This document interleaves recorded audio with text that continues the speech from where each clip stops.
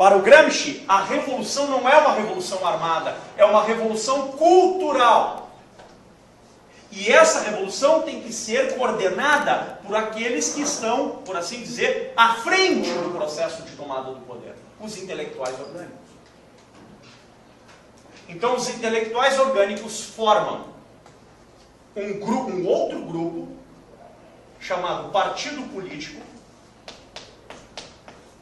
para que haja politicamente. Os intelectuais orgânicos também formam os meios de comunicação e aqueles que vão ter a chamada opinião pública na mão. E os intelectuais orgânicos também formam a classe universitária, para que ela, entre aspas, esclarecida, possa, cada vez mais, introjetar e formatar a hegemonia cultural, num nível mais alto do que os dos meios de comunicação. Você tem ação política, ação social e ação intelectual coordenadas por um mesmo grupo. Estão entendendo o que eu estou dizendo? Então, na sociedade, é como se você tivesse uma pirâmide dividida em classes. O Marx dividiu em 2 andares. O Gramsci fez uma divisão bem maior. Ele foi colocando o indivíduo e também o que ele chamou de superestruturas, por assim dizer, impositivas. A saber, família, escola, igreja, sindicatos, partidos políticos, Estado e economia. E a revolução e a hegemonia não podem tomar de uma hora para outra a economia para modificar os meios de produção, como quis o Marx.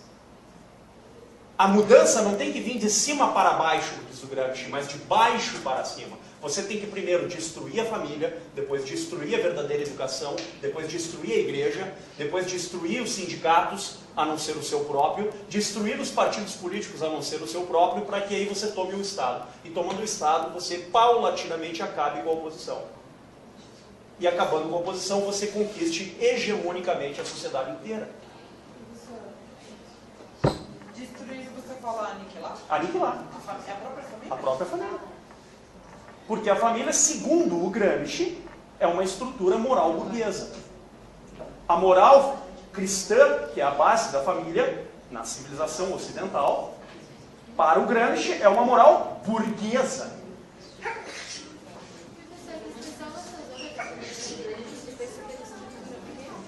É uma superestrutura dividida mais em blocos, quer dizer. Tu diz de uma para outra, uma superestrutura impositiva. Quaderno de Descartes, volume 5. Pô, ainda lembro disso aí, hein? Deixa eu ver. Também os caras... Tá claro esse negócio ou não? Aonde que começa a coisa? De novo, na cultura. Você precisa dar os livros certos para que as pessoas não pensem diferente disso. Então vocês não vão conhecer Platão, não vão conhecer Aristóteles, não vão conhecer Eric Ferglin, não vão conhecer Léo Strauss, não, vocês vão ler o Foucault. E é a única coisa que vocês vão ler na vida. Absolutamente. Totalmente, integralmente. Toda estratégia hegemônica, segundo Gramsci, é nada mais nada menos do que manipulação. Ganha quem tiver maior poder de manipulação. Está claro isso? E chega um momento que a hegemonia é tão forte que ela domina também os meios de, por assim dizer, produção. E aí é o momento em que você compra uma outra estrutura paramilitar para fazer frente à estrutura militar oficial da superestrutura, que é o Estado. Exemplo, FARC. Exemplo, PCC.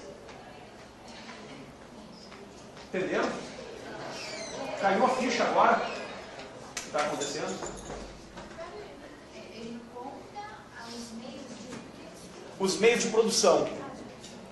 E conquistando os meios de produção, ele conquista também os meios de garantir a sua eficácia.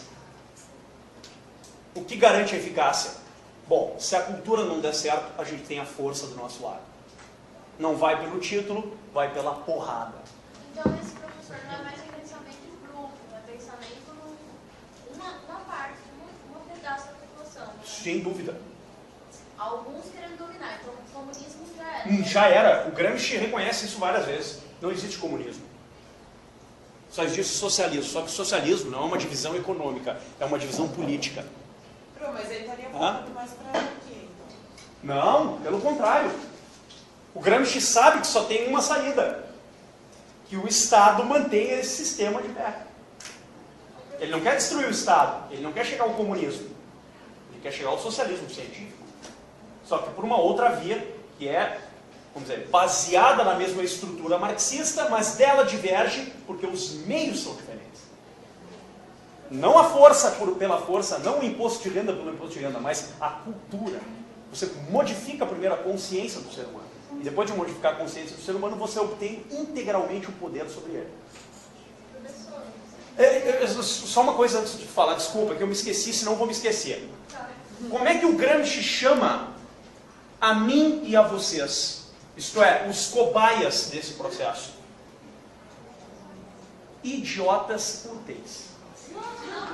Nós somos, eu e vocês, para o Gramsci, nós todos aqui somos os idiotas úteis. Porque nós somos cobaias dessa estratégia revolucionária e hegemônica. Nós estamos integralmente alienados. E não estamos percebendo isso.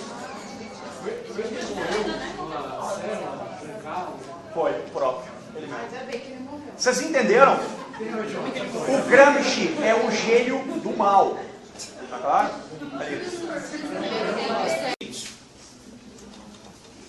O que é a circular do silêncio na obra do Gramsci? É o meio mais eficaz de calar a boca daqueles que são opostos à hegemonia cultural. Exemplo, tudo que você está falando é uma besteira ou uma conspiração. Entendeu? Entenderam? Oi? Um exemplo real. Putz, são tantos, vamos pegar um. Vou te dar um exemplo que é bem chocante, ele vai desagradar talvez pessoas aqui na sala, mas ele falar igual. Hoje existe uma campanha pela liberação das drogas em andamento.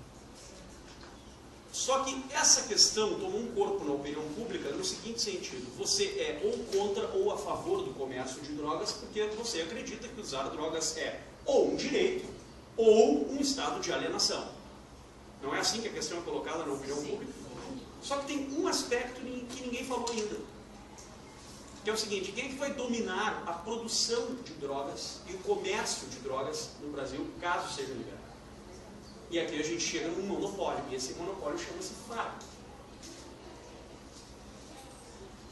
Entendeu? Então, para que esse direito, entre aspas, vingue, nós aceitaremos que existe um monopólio econômico que domina todos os meios de produção disponíveis a esse respeito. Alguém falou isso em alguma porra de um jornal, tipo Folha de São Paulo ou Estadão? Não. Por que não falou? Porque se falar, amanhece morto. Vocês entenderam isso agora ou não? Estão gravando isso? Não tem problema, pode gravar, porque eu não tenho medo de morrer. Pode gravar. Ficou claro? Ou não? Então está aqui um exemplo. Você está entendendo? Tem outros vários exemplos que eu poderia dar. Agora...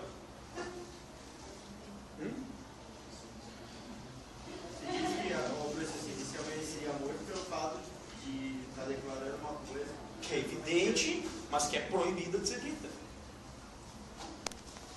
Por que é proibida de ser dita? Porque, de fato, aqueles que estão diretamente interessados na liberação de drogas não estão interessados em reconhecer um maldito direito. Eles estão interessados em obter grana com isso. Só que, para isso, eles precisam de um meio cultural. Qual o meio cultural? Dizer que usar drogas é um direito. fazer aqueles que usam se tornarem ainda mais dependentes disso. E, portanto, comprarem este produto. Comprar esse produto de quem? Deles. Torná-los mais ricos.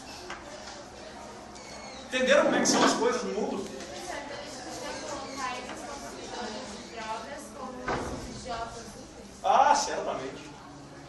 Certamente. Para eles, são.